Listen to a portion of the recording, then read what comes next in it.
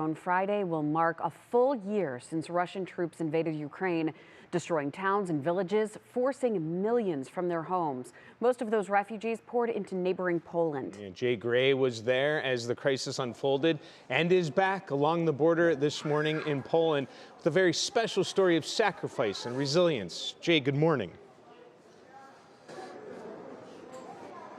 Yeah, good morning, Dave. Good morning, Maureen. From inside Przemyśl train station here in Poland, this is the first stop for so many of those refugees making their way from the fighting into Poland. When I was here almost a year ago, at times this station was so packed you couldn't make it from the front door here back to the tracks. Now they are coming in waves, a more regular train schedule, mostly still women and children, the men staying behind to fight.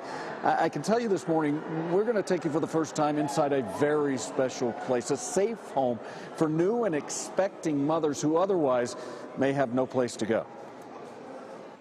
Outside, it looks like a typical suburban Warsaw home, but inside, it's clear this place is different. We ask, is it boy or girl? What is the size and what do you need? Piles of clothes, rows of toiletries, a room full of food, a mountain of potatoes, dozens of car seats and strollers, donated supplies tucked into every closet, every corner of the house. It's not a shelter, it's home. It's a home for a very specific group.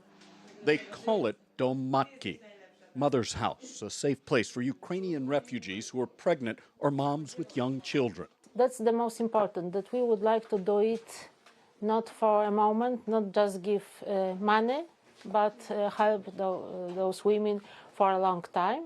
They can stay in the house for a full year, and everything here is free. This is typical room. There are accommodations for 40 in the home. There's also a playroom, a laundry room, even a family library. This place has become my second home.